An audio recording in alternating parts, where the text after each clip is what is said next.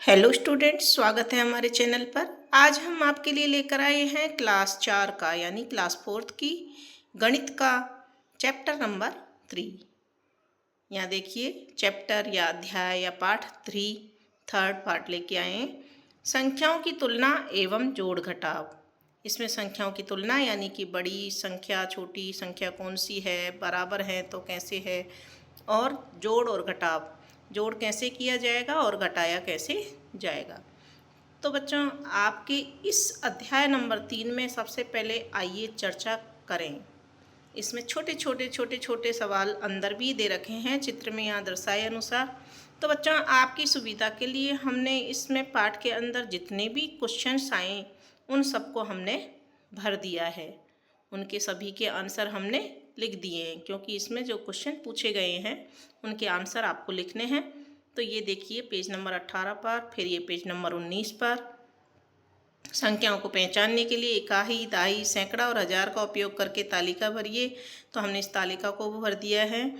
इसके बाद में संख्याओं की तुलना करना यानी कि छोटे बड़े का चिन्ह कैसे लगाया जाता है, यहाँ पर हमने ये सब लिख दिया है। ये पेज नंबर 19 के बाद में पेज नंबर 20 पर देखिए, प्रतीक चिन्ह जो जिनके द्वारा जिनको समझ करके और पहचान करके संख्या और संख्या का विस्तारित रूप दोनों हमने इस सारणी में लिख दिए हैं। फिर नीचे भी एक सारणी और दी हुई है, इसको भी हमने कंप्लीट कर दिया है। फिर यहाँ पर भी संख्याओं के विस्तारित रूप का चित्र बनाना था, तो चित्र बना करके हमने यहाँ पर समझा दिया है। तो 20 पेज तक ये हो गया। अब 21वें पेज पर आओ संख्याएं बनाएं। जो संख्या दी हुई होती हैं उनसे सबसे बड़ी संख्या सबसे छोटी संख्या कैसे बनाई जाती है बच्चों, यहाँ इस पेज पर हमने बताया है और सभी के आंसर भी लिख दिए हैं। इसके बाद में सबसे बड़ी संख्या अंकों में विस्तारित रूप और शब्दों में लिखना, सबसे छोटी संख्या अंकों में विस्तारित रूप और शब्दों में लिखना, स्थानीय मान निकाल करके स्थानीय मान को लिखना। ठीक है, इसी तरह से आगे भी है स्थानीय मान शब्दों में लिखना। ये सब हमने यहाँ पर कर दिया है। फिर विजय काका की दुकान और उनके हिसाब किताब के विभिन्न तरीके, ये तरीके कौन कौन से तरीके अपनाए जाते हैं ये आपको पढ़ कर के देखना है बच्चों। कि पहले के लोग बिना जोड़ बाकी समझे यानी बिना पढ़े लिखे थे, तब भी वो कैसे अपना हिसाब किताब उंगलियों पर कर लेते थे। तो वो तरीका हमने यहाँ दिया है। और यहाँ पर फिर अब आपकी बारी में सवाल दिए हुए हैं जिनको जोड़ना है या घटाना है, तो यहाँ सभी हमने यहाँ हल कर दिए हैं और उनके उत्तर यहाँ लिख दिए हैं। इसके बाद में आइए हल करें। इसमें भी हमने सभी के आंसर लिखे हैं। देखिए यहाँ तक कंप्लीट हो गया 24 पेज तक। इसके बाद में 25वें पेज पर अनुमानित उत्तर और मानक कलन विधि से प्राप्त उत्तर में क्या अंतर होता है, तो हमने दोनों तरह के उत्तर यहाँ लिखे हैं। इसके बाद कुछ यहाँ पहेली की समझ दी हुई है 25वें पेज पर, ये भी हमने कार्य कंप्लीट कर दिया है। देखिए अब आता है आपका अभ्यास कार्य। सबसे पहला प्रश्न है, रिक्त स्थान में छोटा बड़ा या बराबर में से उपयुक्त चिन्ह लगाइए। 345 और 543 में से कौन बड़ा है, तो 543 बड़ा है, इसलिए इसकी साइड में खुला मुंह जो भी होता है उसको आड़ा करके खुला मुंह उसकी तरफ लगाएंगे, बड़ी संख्या की तरफ। 1765 और 5800, इनमें से हजार के अंक इसमें 5 है और इसमें 1 है, तो 5 अंक वाला जो हजार की संख्या है वो बड़ी होगी, तो हमने इस मुंह को इधर खुला बनाया है। फिर है 365 दोनों बराबर हैं, तो बराबर के चिन्ह हमने यहाँ पर लगा दिए हैं। 654 बड़ी है 567 से, तो ये हमने चिन्ह लगा दिया है। 7654 दोनों बराबर हैं। 6840 और 3567, इनमें से बड़ी संख्या है 6840, तो इस तरफ मुंह करके इसको लगा देंगे। फिर प्रश्न नंबर 2 है, दी गई संख्याओं को विस्तारित रूप में लिखिए। तो यहाँ संख्या दे रखी हैं, अब हमको उन्हें विस्तारित रूप में लिखना है। देखिए इस तरह से 8764 को 8000 + 700 + 60 + 4, 9824 को 9800 + 20 + 4, 6532 को 6000 + 500 + 30 + 2। फिर तीसरा सवाल है, दी गई संख्याओं का जोड़ करिए।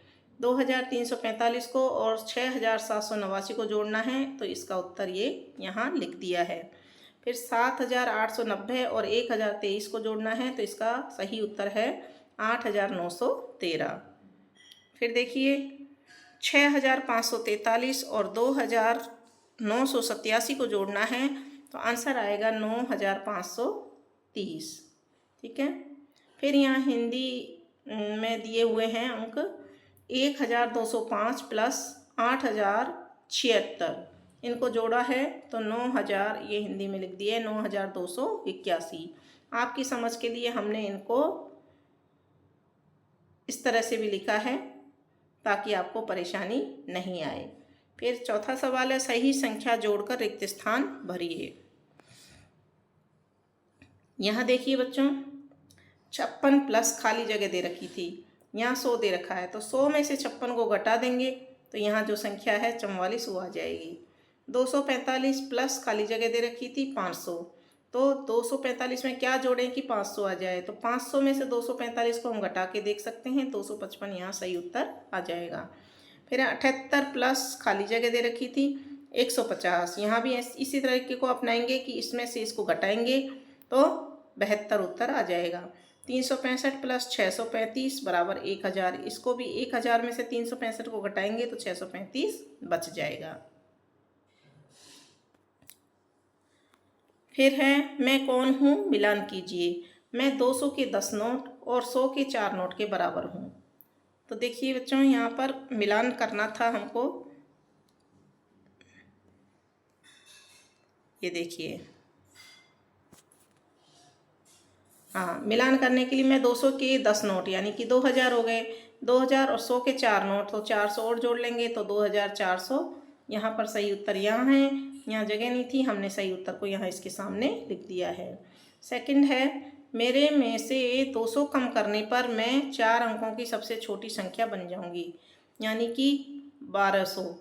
1200 में से अगर 200 को निकाल दिया जाए तो 1000 बच जाएगा। 1000 4 अंकों की सबसे छोटी संख्या होती है।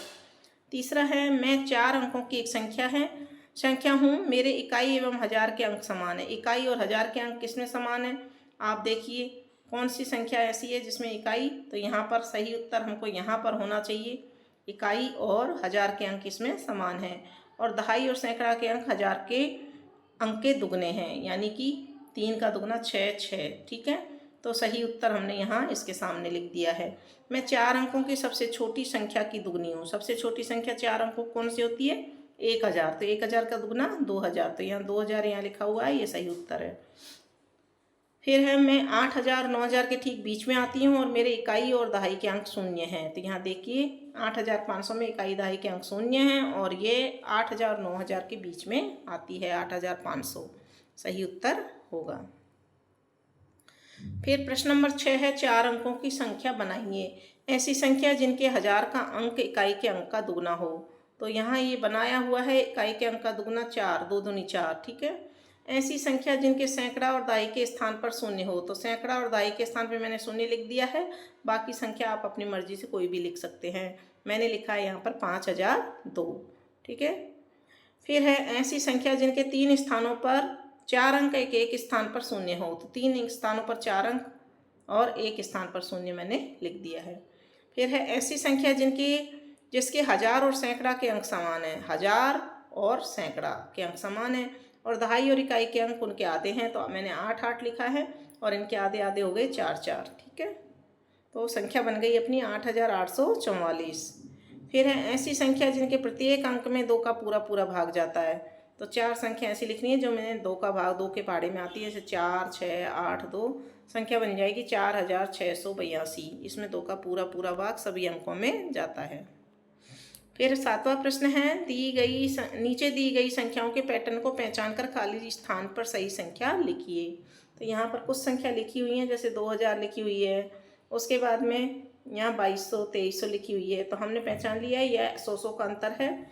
तो 2000 में 100 जोड़ के 2100, 2100, 2200, 2300, 2400, 2500, 2600, 2700, 2800, 2900 और फिर 100 जोड़ देंगे तो 3000 और 3000 में 100 जोड़ देंगे तो 3100। सवाल नंबर 2 है इसमें 9876। यहाँ देख रहे हैं कि घटती जा रही है संख्या, तो हम इसमें से एक एक अंक घटा देंगे। तो हमारा आगे की संख्याएं आ जाएंगी 9875, 9874, 9873, 9872, 9871, 9870, 9869, 9867, 9867, 9866 और 9865 पहले से लिखी हुई है। तीसरा सवाल देखिए 4634, तो आगे लिख रखा है 4734 यानी 100 जोड़ना है। तो 4834, 4934, 5034, 5134, 5234, 5334, 5434, 5534, 5634 और 5734। इसमें 100 जोड़ना था। चौथी संख्या को देखते हैं क्या जोड़ना है।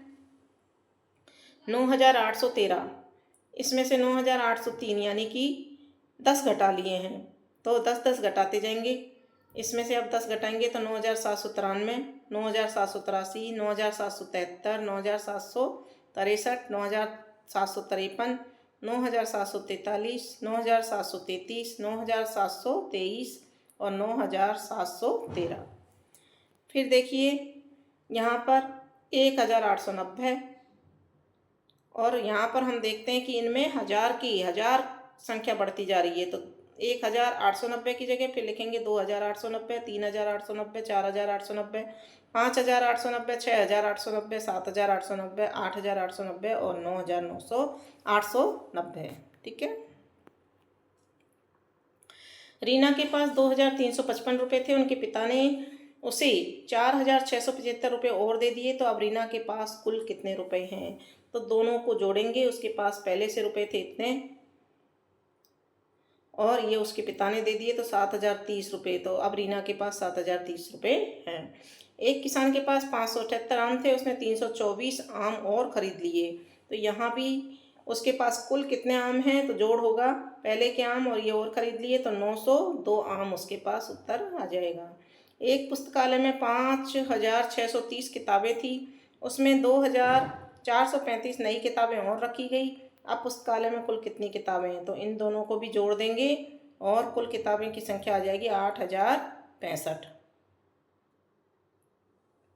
इसके बाद में देखिए एक स्कूल में 432 लड़के और 389 लड़कियां हैं। स्कूल में कुल कितने विद्यार्थी हैं, तो यहाँ भी हमको जोड़ करना है। 432 और 389 लड़के लड़कियों की संख्या को जोड़ना है, तो 821 विद्यार्थी कुल टोटल स्कूल में आ जाएंगे।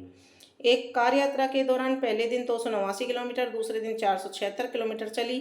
कुल कितने किलोमीटर की यात्रा हुई, तो पहले दिन 289, दूसरे दिन 476, दोनों को जोड़ देंगे, कुल 765 किलोमीटर की यात्रा हुई। ठीक है। और इसी के साथ में आपकी यह प्रश्नावली अध्याय नंबर 3 कंप्लीट होती है। इसके बाद में हम अध्याय नंबर 4 को देखेंगे। तो बच्चों इसी तरह से प्रश्नावलियों को देखने के लिए आप हमारे चैनल को सब्सक्राइब जरूर कीजिए, दोस्तों के साथ शेयर कीजिए ताकि वो भी इस इम्पोर्टेंट वीडियो को देख सकें। और वीडियो को लाइक कीजिए, साथ ही कमेंट बॉक्स में ज़रूर लिखिए कि आपको सवाल समझ में आए या नहीं। ठीक है। अन्य विषयों के वीडियो भी हमने अपने चैनल पर अन्य क्लास के और अन्य विषयों के भी डाले हैं, तो आप हमारे चैनल पर जाकर देख सकते हैं।